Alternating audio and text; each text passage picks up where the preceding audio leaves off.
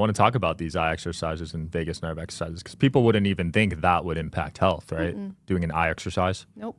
So Nope. what's the, I guess, science behind that? Yeah. So when I first learned, it was a science based on functional neurology, which are these eye exercises. Sometimes they're called eye yoga. And they impact the way that your brain processes information. Your eyes are one of the most direct connections to your brain. And they also connect to the back of your neck, your upper cervical region. So I used to use them for people with upper cervical instability, chronic pain, and helping with brain processing of pain. I decided to try them for me because I was at the point where I couldn't handle light, I couldn't handle sound, I couldn't drive. And sure enough, within a week of doing these eye exercises, I started to get my function back. My brain started to process better because what's happening is that you have a whole body inflammatory response. And when that inflammation causes your brain to kind of go offline. So the eye exercises are like a workout for your brain to start communicating between the front brain, the midbrain, the hindbrain, stabilizing your upper cervical spine, which also helps to influence your vagus nerve. Hmm. It's a really powerful nerve that affects a lot of your body. And so I was really getting my brain online, getting my vagus nerve functioning again. And then a lot of my infection symptoms started to subside as the Wow. brain processing improved. Another pattern that I see is this, what I described earlier, when you've got a lot of trauma around being able to be your true self. I have seen that the immune system, when somebody really gets in touch with who they really are and what they really love, in other words, when they get in touch with their authenticity and they finally feel safe to express themselves, to go after the job they really love, to do the things, the hobbies they really love, and they show up for themselves, this sense of authenticity of, I know who I am, I know what I love, and I'm going to meet my needs, does something. I see people have amazing turnarounds when they've kind of had a moment where they've come home to themselves. And I would just say it's almost like the immune system starts to recognize self versus other. It translates all the way inside of their body that the immune system seems to get smarter as to what belongs in the body and what doesn't when you get more aware of how you want to live your life, what's authentic to you. And it might seem a little metaphysical, but I'm telling you, I have just had so many interviews where people would say, I finally chose me. I showed up for myself and my symptoms just fell away. And these lab tests show I'm negative for Lyme disease now. Things about trauma is that the brain doesn't know the difference between past and present. It gets stuck as if it's happening now. The body literally feels like it's still having the trauma happen. We have to attend to that feeling that it's still happening and show the body and show the brain that was then, this is now. So I want to use an example of what I've done with my kids actually. So the situation that was dangerous, that was complete, was they were in a bad car accident. I know that when you've had something traumatic and you've gone into shock, that the brain didn't process it. It was too much too quick. I know that it's important for the brain to slowly process what happened and to learn the difference between that happened then and I'm not there now. With the car accident, immediately I, held them, of course, and, let them know I was here. And then I said, what happened?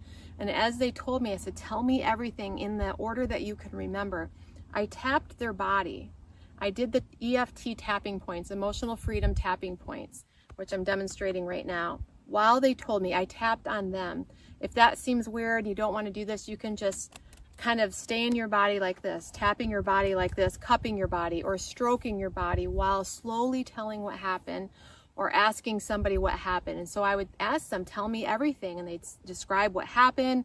I'm like, oh, what did your body do when you heard the loud noise? And they said, oh, I jolted forward. I'm like, show me kind of what that looked like. So I had their body retrace it.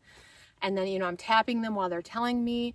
And I was like, what do you wish your body could do differently? And they're like, oh, I wish I could have braced better so I didn't hit the seat. And I'm like, show me what the body wanted to do. So I let the body do what it wanted to do. I had them demonstrate that, all the while tapping them while they retold the story. And then I would say, okay, feel your feet.